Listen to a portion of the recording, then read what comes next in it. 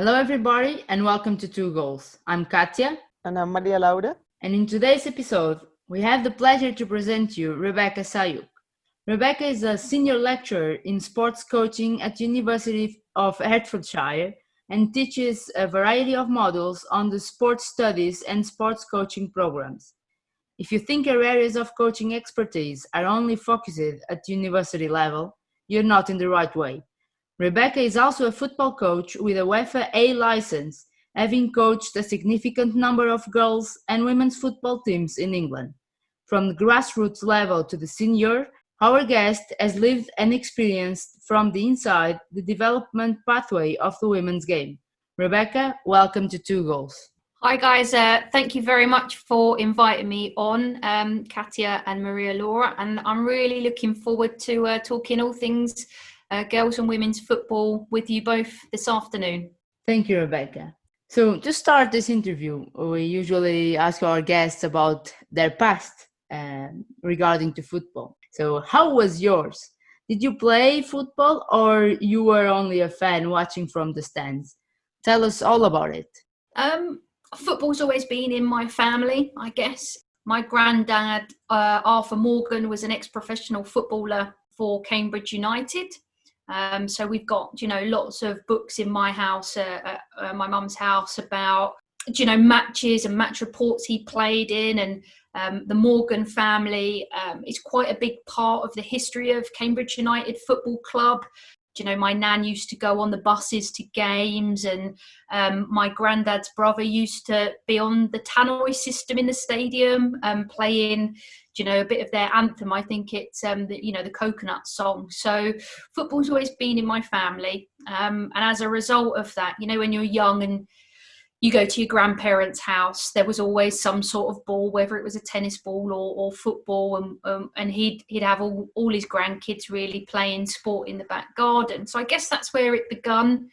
And as any young girl in sport who's interested in sport at primary school, you end up playing on the playground with the guys. So lots of break times and lunch times, playing with boys on the playground. And around the age of, must have been 9-10 years old, I joined a local girls team, Cambridge United, and followed in my kind of granddad's footsteps. And, was really with that club all the way up until 16. Infrastructurally at the time, it was when I was around 10 or 11 years old, we had the very first implementation across England of the performance pathway. So I spent season 1 in that. And then the performance pathway changed to the Girls Centre of Excellence programme. So I spent the next, I think there was 4 or 5 seasons in our Cambridge United one we had locally here.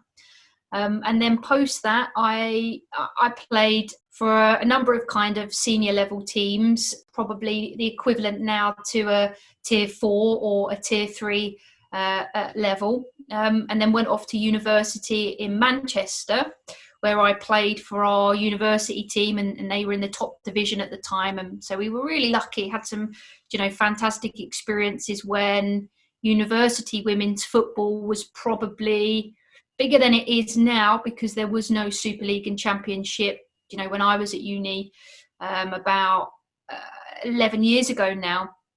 And had some great experiences of playing against some big sides from, Birmingham and Loughborough and Leeds and Northumbria. And, those sides at the time had players, unbelievable players in, who are now playing week in, week out for, the Championship and Super League sides. So, yeah, in sum, as a bit of a summary, that's kind of my playing experiences growing up. That's actually a huge, it's not, summarizing, it sounds amazing. That sounds like the kind of career that everyone will love to do, especially because since the very beginning, you were able to try and understand the whole development process of a footballer. I think the way you describe it, it seems that you were able to connect all the time sports with your education, which is why this question, I want to actually focus this on the experience. We normally take more time into development the first years of our guests, but in your case, you have this huge background that we really want to just start with this. So you have a Bachelor of Arts in sports coaching, and you also have a master degree in sports coaching. And while you're studying, as I was saying, you started as a coach as well as a lecturer in sports coaching, where you are now a senior lecturer in that area. We can talk more deeply about this one later, but consider that many people who are studying coaching right now, they do it because they want to actually perform this role on the pitch.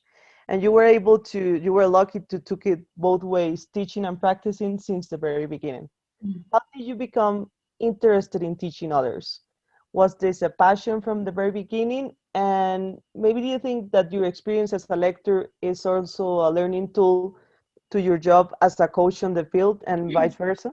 Yeah, great. Really, really interesting points there. I think if we go back to university, so it's a funny story really, because I didn't want to go. I didn't think uni was for me, and my mum really wanted me to go. So she packed me up.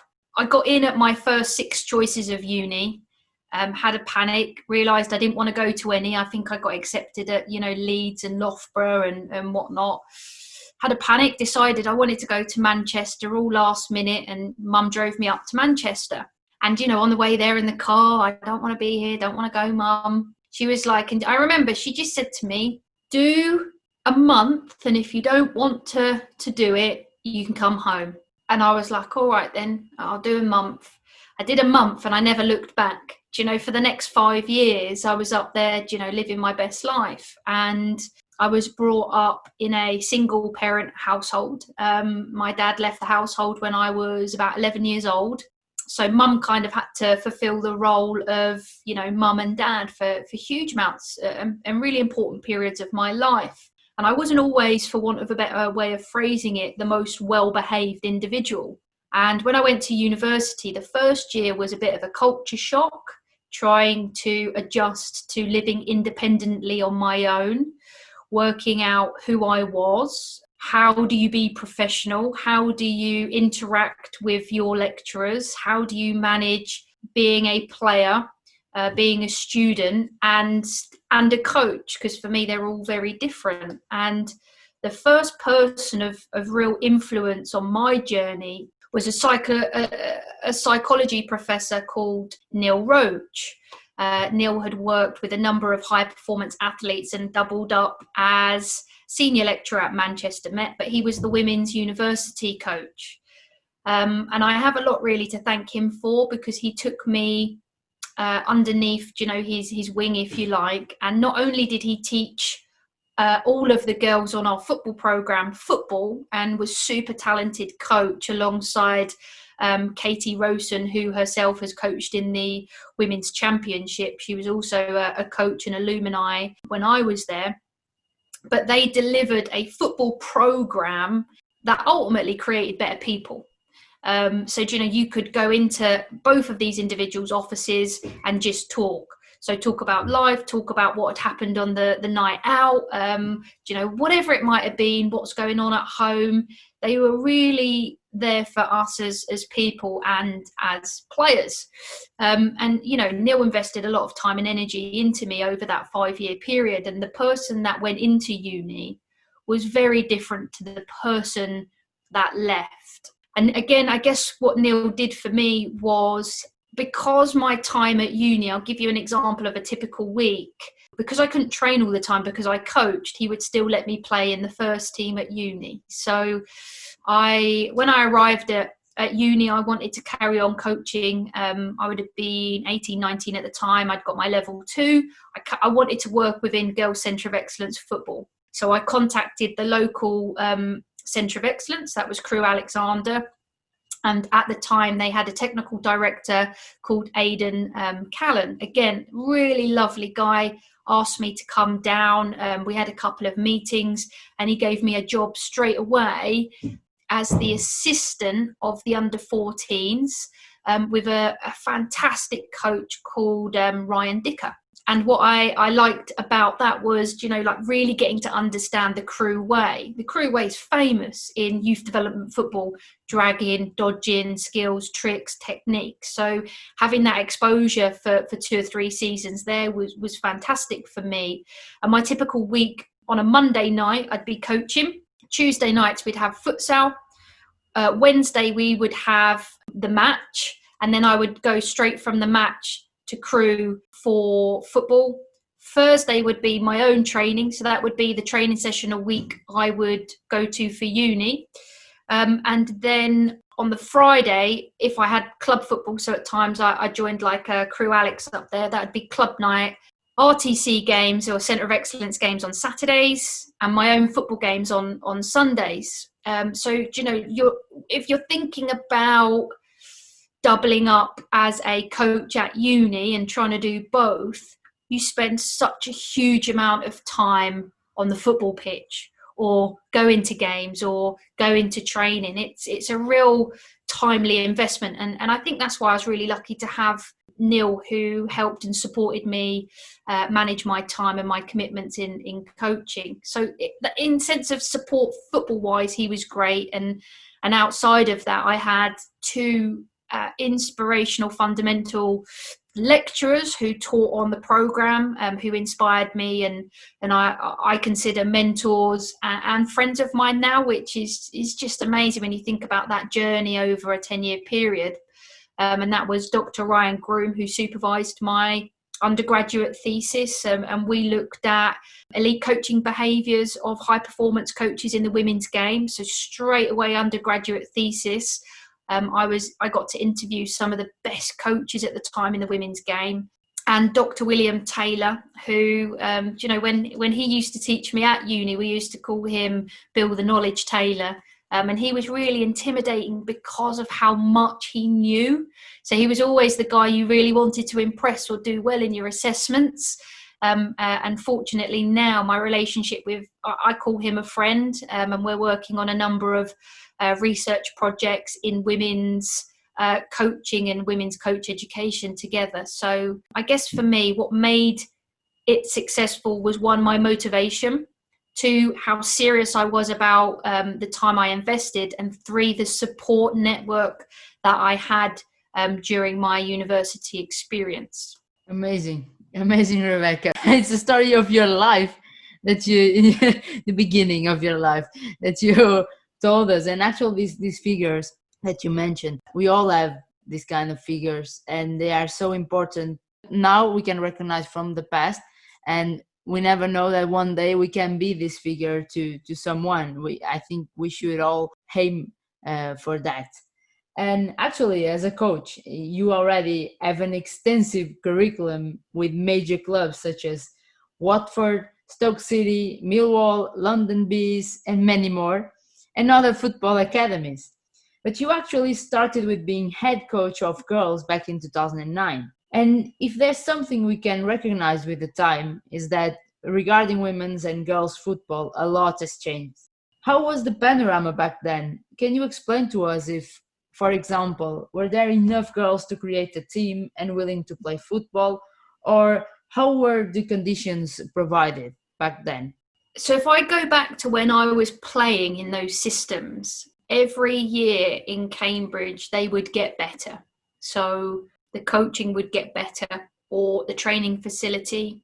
I remember the first year at the Performance Centre at 12, you were just given a jumper. It was a blue jumper, and it just had Cambridge Performance Centre. And you now think about what these young players get in RTCs, from kit to facilities, to performance analysis, to nutrition, to access to training grounds where the men are, or whatever it is unbelievably different to where it started.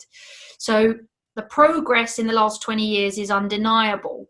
I guess my first experience of elite coaching within the girls program would be at 16, 17, Cambridge United Centre of Excellence wanted me to go and support in there. So I had a lot of experiences of doing things like trials and assisting at 16 and 17. And then my first coaching experience in the girls' pathway was at Crewe. So I had a year of under 14s. Now in that squad, I was really lucky, and you don't know it at the time because you haven't seen what I like to call waves of talent. So I remember my first session because we had in this group, we had Sherry McHugh, who a few years after this was selected for England and spent a number of years in the pathway and has played, at Sheffield United and Aston Villa and some big clubs. And we had a young lady called Holly Kelsh. And in my first training session, she did just a mad skill. And I was kind of thinking, I don't know what I can give these girls if they're that good now. Like, oh my God, I remember being stood on the sideline thinking, wow, like this group of players that we had, I think Emily Hollinshead was there as well. So a number of talented players in this group. And I was thinking, wow, like these are good. And as a level 2 coach, they were probably beyond my level. So for an assistant for that year, it was great to be around Ryan. It was great to have the support of Aidan, and it was great to learn about RTC football in the north on the circuit. And we'd play some top teams. So we'd go around and we'd play Man United, Everton, Liverpool, Stoke. We would go down south a bit and play Birmingham, Aston Villa. Man City didn't have a centre of excellence at the time. And we'd go all the way up to Cumbria and play up there. And after that kind of year, Aidan wanted me to go and take my first head coaching role with the little ones, so head coach under 10s. So it was my first opportunity to have a sense of control and really work out who I was, how did I want to do things. And what was fantastic about that year at a club like Crewe was I had freedom to develop that year. But because it's under 10s, it was 9 and 10-year-olds. So fundamentally, you're tasked with making them technically better. So skills, techniques. And I was a goalkeeper. So that part of my game was a bit absent. So I had to spend the entire year teaching myself before I taught them. So, I would sit and watch Cover, so all the moves. So I know them off by heart now for any age group I work with, but stop, starts, fakes, feints, turns. So, cutting, step overs, reverse step overs, scissors, double scissors, single moves, Stanley Matthews, you name it, V's or all these little technical moves that players use in any given moment. That year I spent really developing my own technical knowledge to coach that age group. So I guess a little bit of advice I would give to any coach who's watching: spend a year in foundation phase because it will make you a technically better coach, 100%. Rebecca, it's so refreshing to see you talk like this. I mean, you're so passionate about the things that you are researching on, that you're working about. Actually, maybe you can teach me online some of the skills, maybe to kind of improve my my own level, but actually being more serious. I like this because I hear how you mentioned something really important, which is that you weren't sure what to give when you see this wave of talent. And I have seen this and witnessed this in Colombia, but that's the exciting part, that there are women striving to be more like better coaches and to try and learn from other pathways. And that's the thing, that there is talent out there. We just need to share the knowledge and research and go back into learning from other experiences. So thank you so much for sharing this. And let's move a bit into your roles in the English FA. Between 2012 and 2015, you performed as a coach mentee, as a development coach elite performance, and as a head coach regional talent camp. Can you describe to us, what did you do performing these roles? What were your major objectives and goals to achieve with that? Yeah, so I guess part of my experience, it's really important maybe for me to touch on how these opportunities arose as well. So when I got my B license, I was about 21. I think I got it on my 21st birthday. And I, at the time, wanted to get on my UEFA A license as quickly as I could because I wanted to be better. Not because I wanted the award, but I thought being around people on that course, being around tutors, being in a program of study alongside my university education would make me better. I was really lucky. I applied for the A license.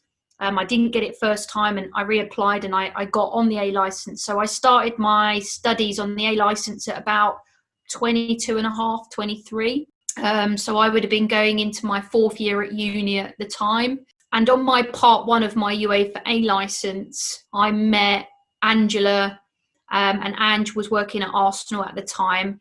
And Ange knew a female coach who was on part 2 at the time. And both of these courses would run in parallel, called Lydia Bedford. And Lids and I, Ange introduced us on the A license. We got on really well. We stayed in contact. Lids told me about the FA female coach mentoring program for people or female coaches who were working towards a UEFA A license. Hope House started that off in, I think it's about 2002, 2003, because she wanted female coaches to have support. I mean, both Hope and Brent at the time had so many jobs they were doing, but they wanted to develop the female coach workforce as well. And at the time, Brent was leading it. So I spoke to Brent, managed to get on this program, and ultimately had access to mentoring support that the FA provided 1-to-1. And I could access workshops for a cohort of female coaches at the time. So when I was on it, there was myself, Lydia Bedford, Kelsey Byrne, who's now FA tutor, Vic Jepson, who's Liverpool manager, Kel Chambers, who's at Reading, Karen, who was at Spurs, Tracy, who was at Brighton, Lowry and Grace McCatty, who were at Bristol at the time, recently gone on to different clubs and organisations. So we had a real group, Claire Robinson, Emma Jenks, of females who at that time, we were all exactly in the same boat, learning our trade, working hard on our A licence, and have gone on to have just amazing careers in the game. So people that I'm inspired by every day, by their journeys and what they're going on to achieve in the game. And Lydia, at the time we were on this course, was a mentee in the South on camps, and she got an email, and she was at my house at the time, at my uni house up in Manchester, and it said North mentee, ex Lydia Bedford, South mentee, and the Midlands mentee was completely blank. And she went, Bex, you should email Brent and see if you can do it. I was like, do you think I'm ready though, Lids? Do you know, I don't know if I'm ready. Should I do it? I mean, you doubt yourself and you ask a few questions, and we spoke it through. And anyway, I just went for it, and I emailed him and said, if you don't find a mentee, could I do it? And he said, yeah, I'll let you know. And anyway, a week before camp, he emailed me and said, look, you're going to go and do it. And the physio at Stoke at the time, Caris, was also going to be the physio on camp. So we travelled down together. And my first experience of a camp was the head coach was Rhiann Skinner, who's just been appointed at Tottenham. The assistant coach was Paul Palmer, who now works in the boys' game at Millwall. So I see Paul from time to time on the circuit. Me as the mentee. And I got to observe Paul and Leanne for Rhiann that year to work on camps. So that was amazing, just because I had never seen the level. If you've worked in RTC football, you know what talent looks like in the age groups, you know what talent looks like in other teams, but you don't get to see what the 16 best players look like from the South or the Midlands or the North. And it was completely different, and it changed the way I looked at female players in RTCs, in youth development context, because when you take the best player, or you think, so, you know, we would nominate people, and I would have been at Stoke at the time because Crewe got closed when there was an audit. So I went and got a job at Stoke. And when we would recommend players and we would see them, I got to see them then on these camps in these environments. They looked very different. So they might have been the best player here at Stoke.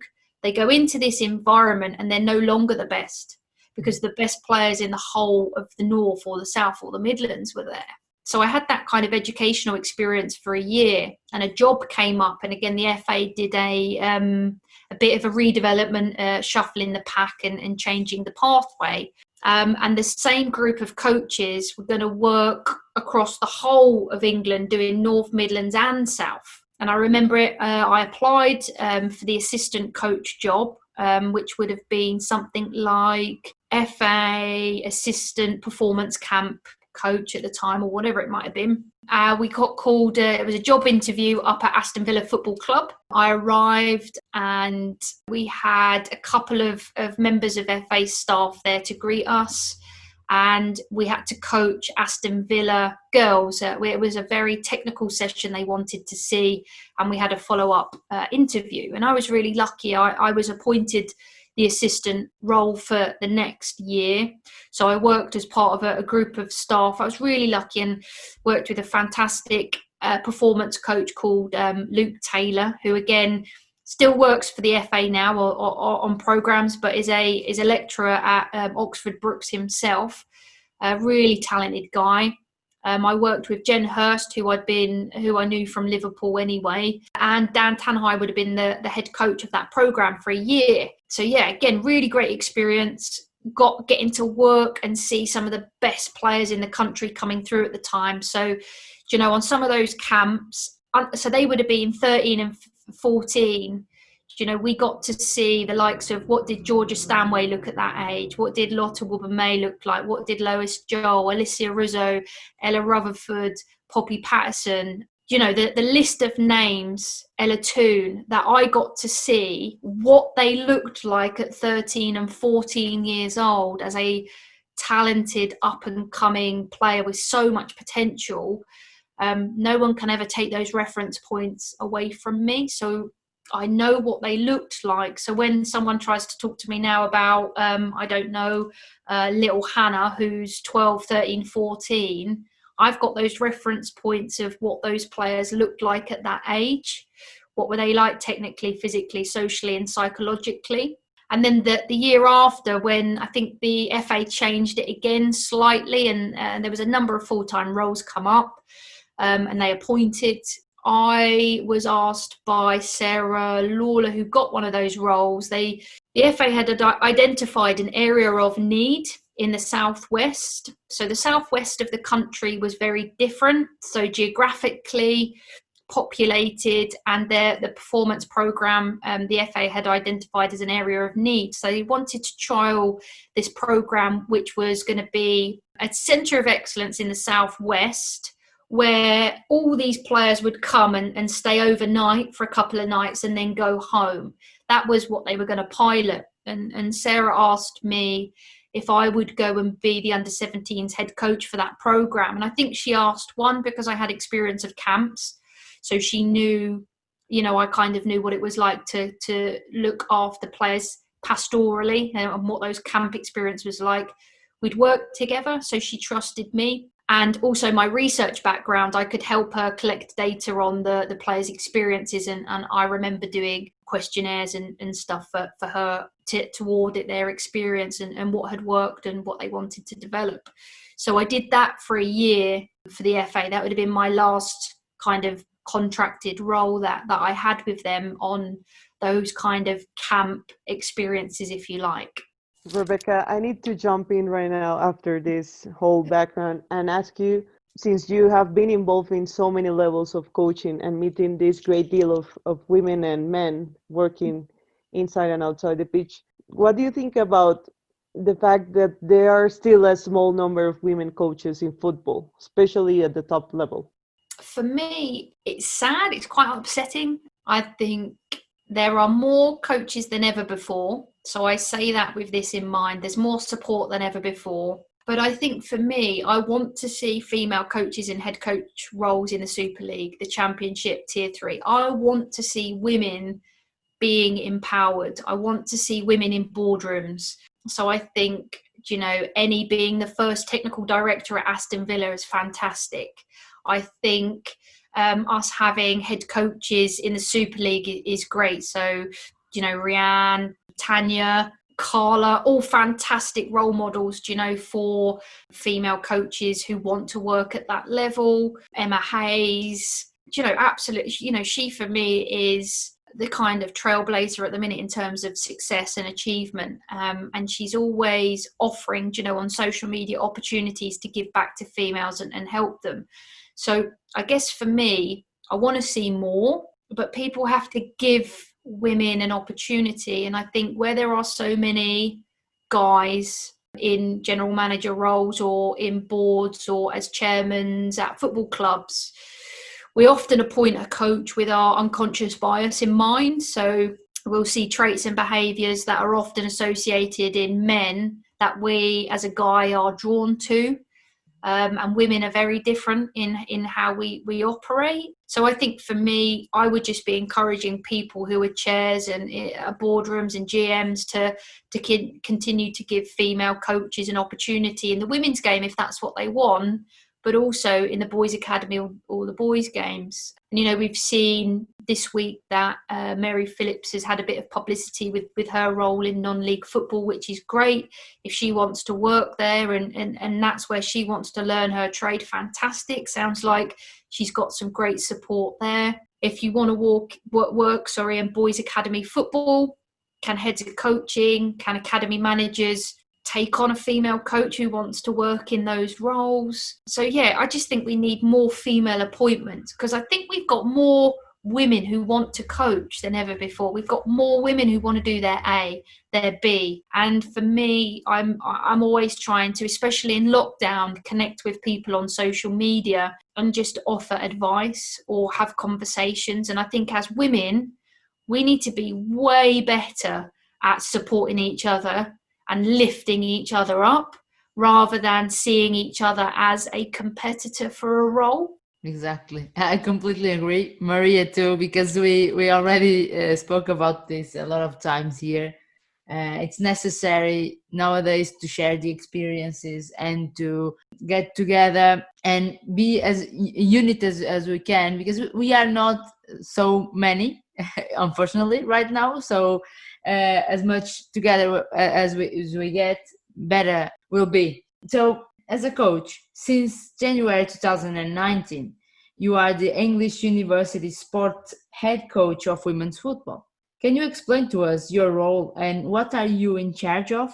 Yeah, so the Bucks head coach role came up after Perry Northeast left, and I saw it online. And part of the experiences that I wanted to kind of work on and develop was I wanted to have a better understanding of female footballers in the country who are 18, 19, 20, 21, 22. So great target demographic for me to do something with that age group. But also because of my commitment at the time when this role come up, I was Oxford Technical Director. So I already had that commitment. And I had my senior lecturer role at Hearts and my boys' role at Watford. So I already had a huge amount. I needed something small. So that didn't require as much time commitment. When I mean small, not the role itself is small. So what that role is in essence is I'm the head coach of the programme, and Jen Sugarman was the assistant. I asked her if she would come on board with me for the programme. And in our first year, the job in itself is we would do a talent ID and recruitment process for the year after the Bucks programme of fixtures would end for universities in the north-south of their kind of local programmes. We would recruit the best 16 players in the country that we picked at trial, and then you go to a home nations tournament where loads of different sports in the country compete with Scotland and Wales for like points and kind of you add them up at the end for a bit of a winner. So we went to Cardiff and played against Scotland and Wales. We took a group of 16, and honestly, it's been one of my favourite experiences to date, just because of the people. The people made that, and yes, we worked hard on the pitch in terms of football, but we certainly had a good time off the pitch. And Jen and I designed a programme that would target social and psychological outcomes for these women. So yes, we wanted them to be better footballers as a result of the experience, but we really wanted them to have a good time as people, because often programs like that and the interest in programs like that grow through word of mouth. And yet Jen herself went on and got a fantastic role with Aston Villa Football Club with Gem. So she's now coaching in the Super League there. So, really enjoying it by all accounts. And certainly for me personally, the best assistant coach I've ever had the pleasure of working with at a kind of that level. I really, really enjoyed it. And when she left, I've just recruited Rebecca Langley, who is the head coach of Newcastle Women, and she leads on the Northumbria football programme up there. So 2 fantastic programmes that she is building. She is evolving and she's making her own. And I'm super excited when the pandemic's over. This year itself is supposed to be a home nations. I don't know whether we will get that far, but, her and I speak quite a bit. And as soon as, the pandemic is kind of over and it's safe to do so, we can't wait to kind of get out there and give another 16 girls that experience. Rebecca, specifically speaking about women's football, there is a lot of critiques around the lack of experience and many times quality of the game. And we have found out, of course, that this is a consequence of the lack of infrastructures on the grassroots level, and that they are trying to build on that right now. But taking into consideration this, how would you convince someone, like an individual or a club, to invest in the grassroots level and infrastructure, taking your experience on and off the field in consideration? What kind of arguments would you use to let them know that they need to go into this investment?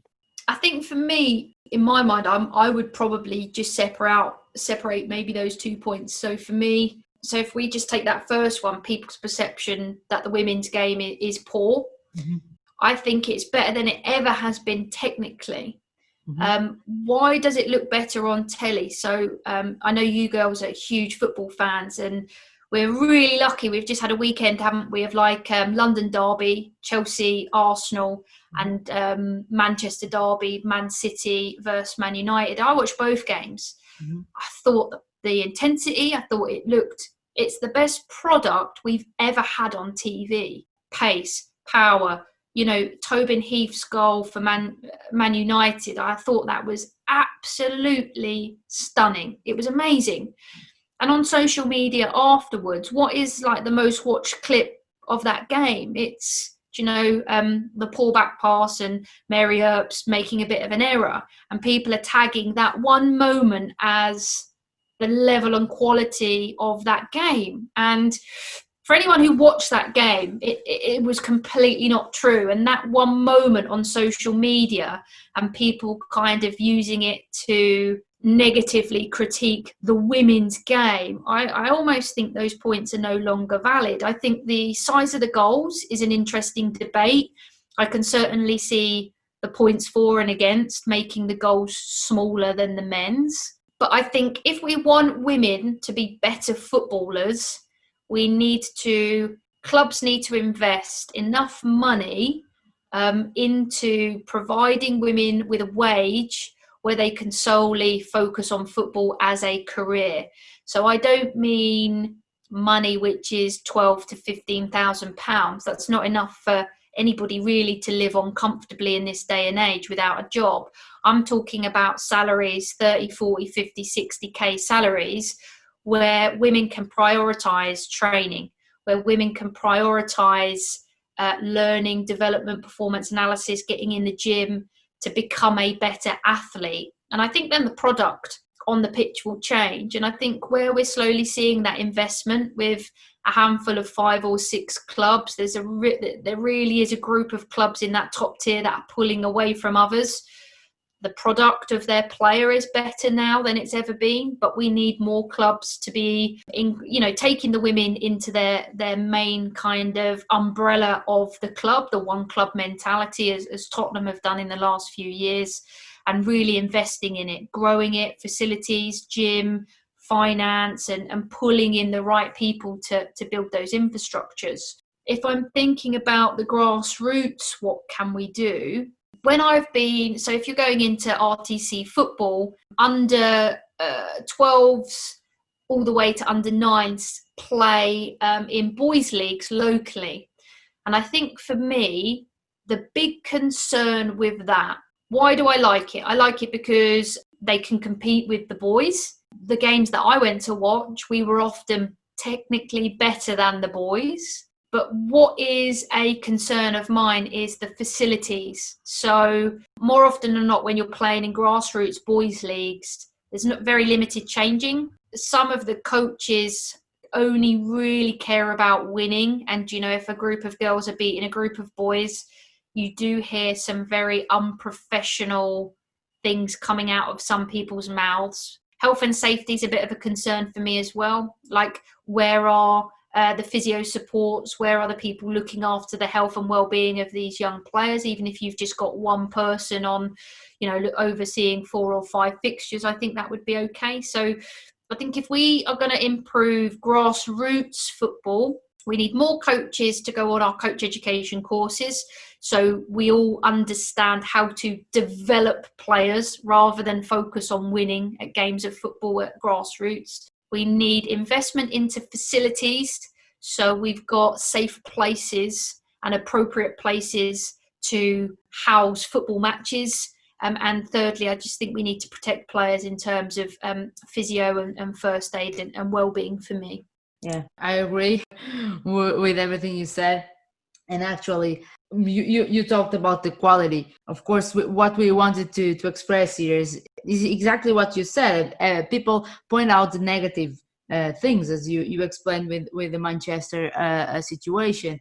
But actually, if we look, we need conditions. We have the maximum quality, not the maximum, but the best quality we had in some time in England. But if we look to other countries, the quality is below of what we should have. And why? Because if we look, and I don't like to compare boys and girls football, men's and women's football, but in this case we have to compare, because if a boy starts playing with a ball at 6 years old, and at 7 years old he has an agent already. So if we look to the girls, usually in other countries, England has a scheme, now has infrastructures and plans to develop. But if you look to other countries, some girls start playing football only with 16 or 17. You will not ask her to be at her highest quality with 18 or 19. So we have to look at that. It's easy to point out the negative issues, but at the same time, we need to look to the positive. And as you said, the game, at least the Manchester Derby and the others, they are high quality. And also, if you look, for example, to Arsenal, there's a lot of goals, of course, not the last game, but from them. But in this season, there's a lot of goals, and they have a lot of quality. And we are talking about the top teams.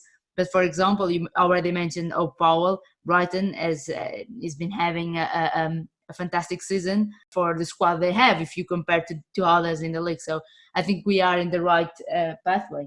And you started more than 10 years ago. A lot has changed, especially the fact that now in England, the WSL is professional, and there's a grassroots scheme and infrastructure planned by the FA. Looking back to when you started, what are the major differences you point out? And taking in consideration all the infrastructures and professionalization in English women's football, where do you see women's football in England, national and internationally, in 10 years? Okay, so when you were talking then, there was a couple of key thoughts I was having. And I think the first one that is important to mention is, I understand, especially on social media at the moment, the shouts of a lack of equality, where boys' academies have stayed open and girls' RTCs were closed. So some people perhaps would argue there is a lack of equality. And I think for me, when I'm thinking about what might need to change in the future there, is how football is viewed as a business. So if I am working in an academy, and some people will instantly connect me with Watford, which is fine. Let's say Watford have a super talented footballer in the foundation phase, and I don't know, 12. If a club wants the 12-year-old, they have to buy them. So you could sell a 12-year-old for £5,000 to £15,000, and Watford would make money. Now, if you're getting to, say, you've got a really talented under 14 player, it comes to a year bracket again where clubs think about buying players. You could sell a very talented 14 player for £100,000 or up. So even though in the boys' game we are coaching, children, you as an organisation, they also almost double up, if we're thinking about really harsh business acumen sense, they double up as a club asset. Now, if we think about the girls' RTC system, currently there is nothing in place. So I'll take you back to Oxford. Now, Oxford has been a club with long-standing links with the men, for albeit very inconsistent, the support from the men's team has always been there. And football in Oxford has always been reasonably well celebrated, the achievements of the women and the approach and everything like that. And for a really long time, the RTC there was up there with one of the best in the country because of the way the resources were shared between the boys and girls academies. It was really positive. Now, if I've got a super talented footballer, and I think back to my time there, if Oxford are doing it right, and there was some brilliant work going on, and we get a player in at 9, and at 12 they're already on the FA's radar as a talented player, and they get to 13 and they go to a camp or whatever, they can go at any point to an Arsenal, a Chelsea, a Reading, who arguably, the first team are up in the top league there, and move. But Oxford don't get any compensation. So how do you approach that as a technical director? How do you approach that as a coach? Well, for me personally, I would never encourage a child to stay somewhere because it benefited me or it benefited the club or the club's image or the club's reputation. That player's got to do what is best for her and the family unit and for her career ultimately. So all you can really do is support them in their decision. And if at some point in their career and their journey there's the glass ceiling at Arsenal or Chelsea or Reading, hope that you treat that person with enough respect, you listened, you supported them, and you really thought about what was best for that young player in that moment, that, one day they might come back to that club because they go, do you know what, that club really cared about me, and they might come back. And I think, Oxford, when you're thinking about how young players leave to go to Arsenal, Chelsea, Reading, they do come back. And I think, for as an example of that, Kaylee Hines, Reading bought Kaylee. She had a fantastic time at Reading, and because Oxford were good about that, she went back when her time at Reading was done with the senior women. And I think that is, for the time being, the only thing that we can do. So I think if we want to, if people in the women and girls game want to have equality, then we really have to think about what the provision, what the structure looks like in those RTC systems, and how people are compensated, because a lot of the time now these systems and structures are funded by the club. Now, if you're sat in the boardroom or you're the chairman, you're asking the technical director or the RTC manager, why are our best players going to Arsenal and Chelsea when I'm giving you 30, 40, 50, 60k a year to develop them? Why don't they want to stay?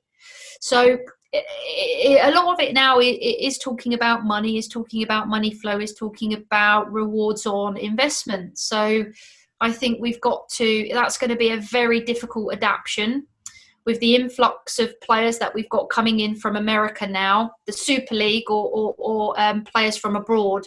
Women's Super League quality is better than before. So some players can't get there. So they're going into the Championship. So the Championship quality is better than it's ever been before. Some players can't get in, and therefore Tier 3. So our national Premier League, so our Tier 3, and I'm thinking about clubs that are really good. You've got Sunderland, Nottingham, Huddersfield, Stoke, Watford, Oxford, Yeovil. Some of the Tier 3 clubs that we've got. There would have been a time where an under-16 talented footballer would be able to get into these teams, especially if they've got RTCs like MK. There would have been a time at MK where if you were 16 and you were super talented, you could make the transition to the first team at Milton Keynes. But the sides and the squads are so good now, the jump is even harder than it's ever been because the quality in the game is better. Let's now talk about our research subject. I mean, we can talk on and on about football, but actually we want to also give you the chance to tell us about your areas of expertise as a lecturer in sports coaching. And also we're curious about a specific project on elite coach mentoring. Could you please tell us about that as well? Yeah, of course. So I kind of fell into lecturing. So Ryan and Bill at Manchester appointed me as a research assistant when I was doing my master's. So I started to do a bit of teaching on the coaching degree at Man Met. And at the end of that 2 years, I was really looking for a full-time job. And as you do, you kind of start looking around, and a job come up at the University of Hertfordshire, and I applied, and I was really lucky. So I would have been 25, and this was my first full-time job as an entry-level lecturer working with Dr. David Turner. And, I've been here now 7 or 8 years. So I fell into it, but I do really enjoy it. And there are every year within the cohort of students that we kind of take in, there will be 4 or 5 or 6 that naturally you develop a strong connection with. So even in my first year, I can think back to 2 or 3 students and their names that I remember, or the second year, and you work on their thesis with them. And when I'm thinking about students this year that I'm working with right now, I've got the fantastic Evie Clark, who was at Arsenal, London City Lionesses, England Youth International, and the project we're working on for her undergraduate dissertation is interviewing female footballers in the Championship and looking at their experiences of care, positive coaching, things that perhaps players think could be better. And those projects for me are interesting, 1, because of the person I get to work with, and 2, because of the topic. And if I can find those win-wins where we can shape and influence the landscape, that's great.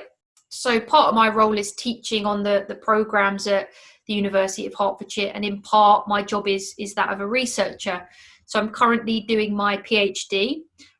University of Hertfordshire have supported me to enrol this year, and I've been working quietly in the background with Dr. Ryan Groom and Dr. Bill Taylor for a number of years. So my research interests are, I've got a number of publications on mentoring. So I've looked at formal elite coach mentoring programs in the UK and spoke to mentors about their practice.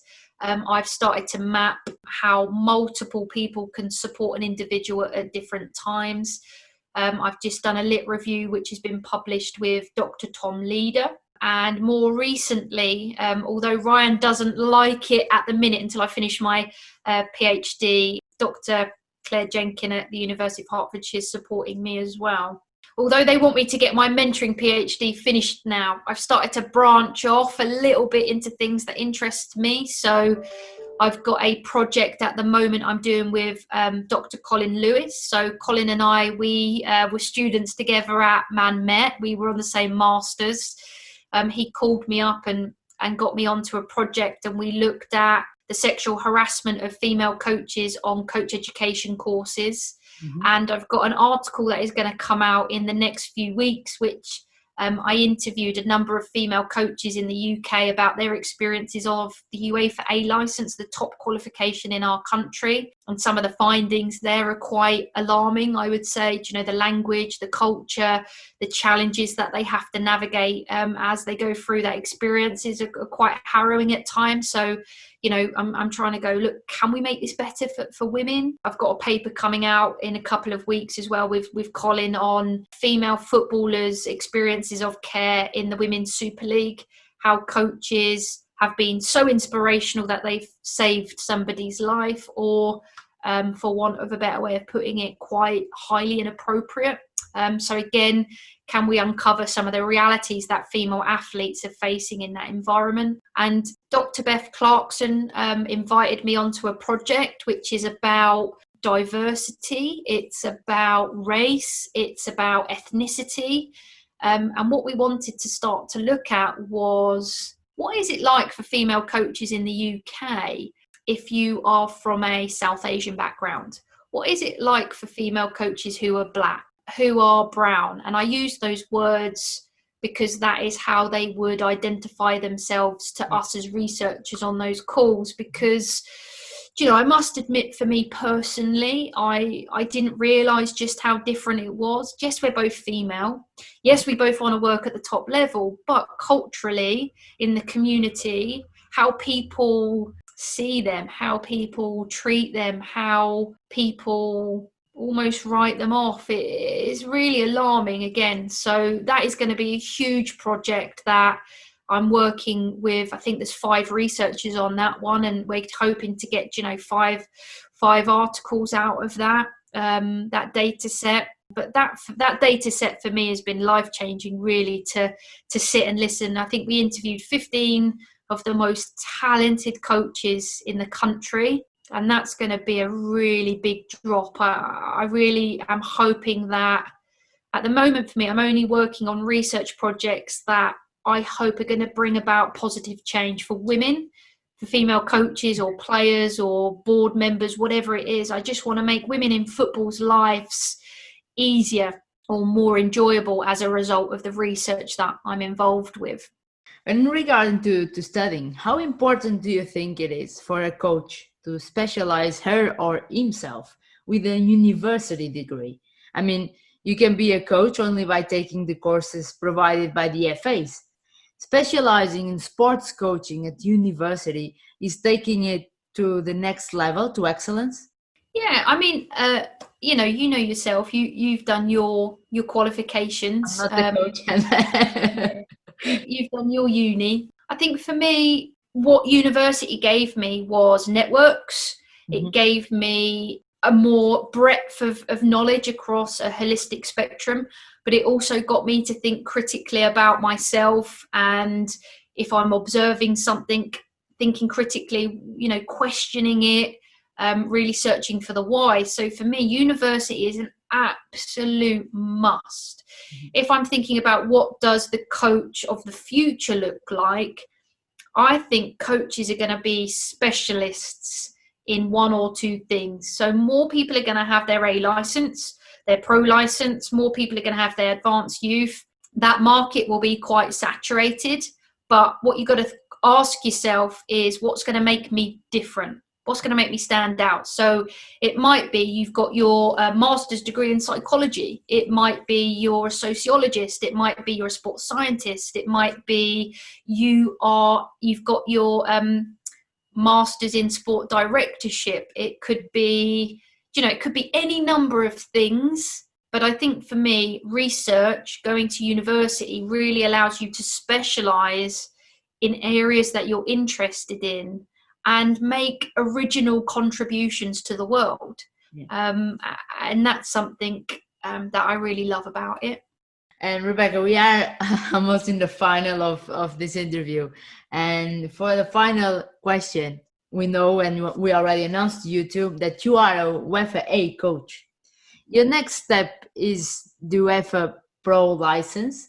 Can we expect to see Rebecca in a couple of years coaching on the FAWSL teams or a men's top tier division teams? So I did apply for my pro license a few years ago, and I was told I wouldn't be accepted onto it unless I had more professional experience of coaching in the men's game. I'm not sure how I get that unless there is a guy out there working in one of the top levels who is going to kind of let me come and observe or see what happens in those environments, because I think it's really difficult to get into men's professional football at the highest level. So as for the pro license, I think I've just got to wait and see how I evolve that. I'm on a course at the moment, which is with Liverpool University, called the League Managers Association, with Professor Sue Bridgewater, who is absolutely fantastic. We've got really good cohort of people, so I'm not only learning from the people but the staff. And I think for me, what I realised, we got set an assignment 1, and it was talking about brand identity, positioning yourself for roles. And I think something I'm passionate about in the next few years is certainly going back into the women's game. I think I would like to have another go at managing at the top level. If that come my way, it's definitely something that I would be interested in. I think my experiences of developing youth players, whether it's girls or boys at any level, have been enjoyable.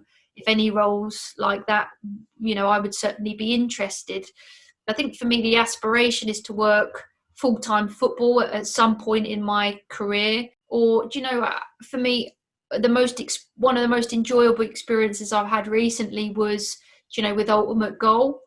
So I was fortunate to be recruited to be head coach for a TV show that is on BT Sport at the moment, with some fantastic people, from players and their stories, their journeys, to Rachel Brown-Finnis, Eni Aluko, the commeters, and the assistant coach I had, Zoe, to the crew, with Jim and Neil and Alicia. So I would love more opportunities like that if they arose to do a bit of work on TV, or analysis work, or punditry work, because my experiences of the TV world were just amazing. So I don't really know what the future holds, but there's no doubt in my mind I'll work hard to continue to try and create a bit of luck for myself, and when the opportunity arises, I'll go beyond what's required to do the best job I can with